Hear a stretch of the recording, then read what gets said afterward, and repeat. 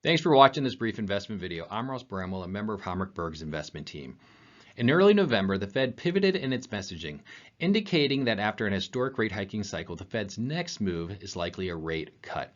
This fueled a stock market rally into year-end as investors were pricing in higher odds of a soft landing. Let's discuss now for a couple of minutes what it may take for the Fed to be successful in cutting rates without pushing the economy into a recession. In other communications, we have discussed how a strong job market has been the key to a resilient U.S. consumer and pushed out the anticipated recession. Markets are expecting the Fed to make its first rate cut in March, and that it will cut up to 6 times or 1.5% in 2024. We believe that is optimistic as Fed members have continued to say that they are data dependent and that they may need to hold rates higher for longer to ensure that they will achieve their 2% inflation target. The Fed will continue to focus on jobs data as well as other economic data as it makes its decision. The Leading Economic Index, or LEI, looks at trends in leading economic data points such as employment, manufacturing, and financial conditions.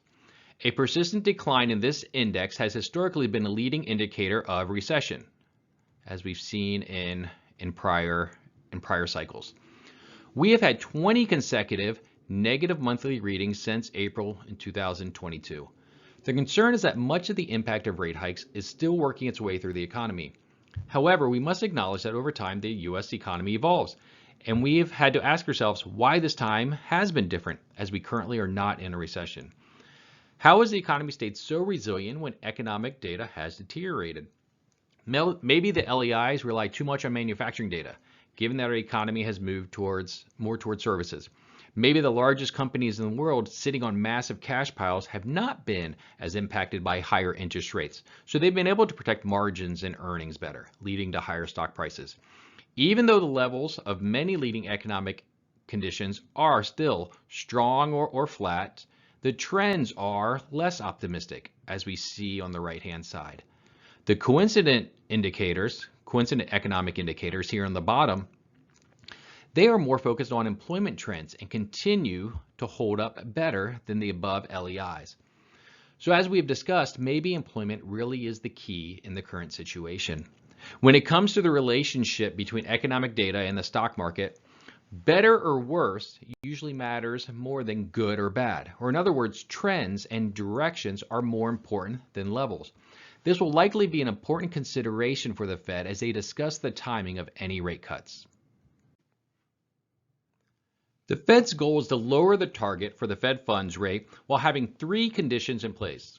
Number 1, inflation continues to decline towards its 2% target. Number 2, unemployment stays at relatively low levels. And number 3, the economy continues to grow. This is the soft landing scenario. However, historically, this has been a challenge to accomplish. If the Fed can pull this off, it would be the largest easing cycle without a recession in over 40 years. The Fed wants to cut rates to normalize them and move away from tightening conditions. Historically, the Fed has cut rates because economic conditions have deteriorated. The impact of this trend has been that the market has typically not found a bottom until after the Fed begins its rate cutting cycle. As shown here in the chart, in the prior rate cycles, the stock market typically bottomed, as shown here by the tan bars, after the Fed began cutting rates.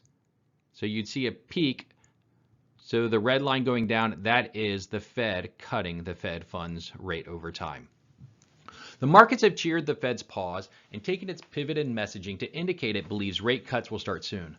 The markets are pricing in an optimistic scenario, which means there is a risk that maybe the markets could be wrong.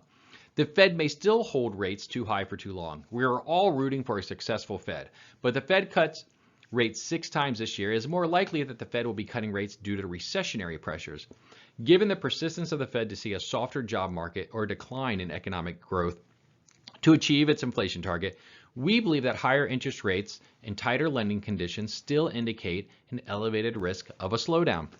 We have not seen the all-clear signal yet. Between now and the March Fed meeting, we'll be watching closely 3 data points and their current trends. Jobs data, is unemployment still 4% or below? Inflation, is it moving downward and no longer sticky? And leading economic indicators, are they starting to bottom? Is the economy still growing? If each of the answers is a yes, then maybe the Fed can defy the odds and can navigate the economy to a soft landing. Thanks again for watching. If you have any further questions, please reach out to a member of your client service team.